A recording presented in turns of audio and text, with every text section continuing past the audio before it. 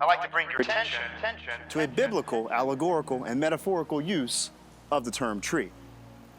For example, starting in the book of Genesis, we get our first dosage of the tree. You move on ahead throughout the entire Old Testament and you find other apt uses of the tree as an allegory, as a metaphor, as a similitude. When you start to pay attention to how that use of the allegory, etc., starts to manifest in the New Testament, there's a message there for us to at least discern, all right? And so, for example, I want to point you to the book of Mark, chapter 8. A lot of things happen in the book of Mark, all right?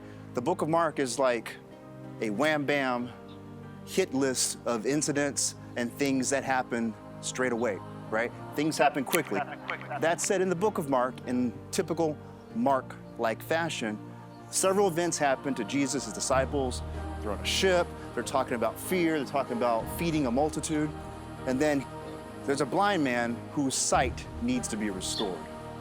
And so Jesus does two things. First of all, he comes at a man, he spits in his eye, and then he lays hands on him. And then bam, the man can see.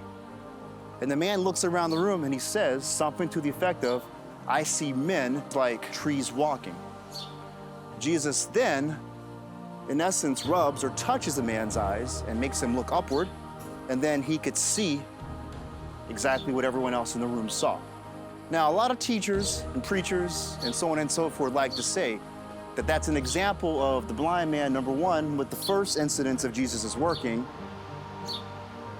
that he was healed, his sight was restored, but it wasn't quite there yet, and that the second laying of the hands took care of the rest of the healing. All right, but I think there's another interpretation there, specifically when you consider the fact that all of this stuff in the Old and New Testaments, it is allegorical, it's a metaphor. And like I always say throughout the entire Magic of Mastery, the Bible uses similitude to teach a lesson. And that applies specifically to this use of seeing men walking as trees.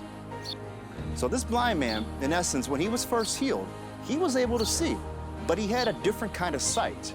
It was a type of sight that allowed him to see, in essence, the allegory that overlays the reality upon which he was existing. To the point of trees. The trees are nations, as we talk about in the book of Ezekiel. I see men like trees walking. And these men walking about as trees are in essence men who gather and convene as leaders of nations within a certain area. Now, where do trees convene? They convene in a jungle or a forest or some sort of cultivated area. And where are the leaders of the world convening today? Where? None other than the United Nations at this point. However, that's fixing to change, as you're going to see. Take a look at the forthcoming Noahide laws and that which is about to manifest in Jerusalem. We want to establish an international court in Jerusalem according to the inspiration of the law of the Bible. And we want that the United Nations, the new United Nations, the 70 nations, will be in Jerusalem. And every nation will have a seat, an equal seat.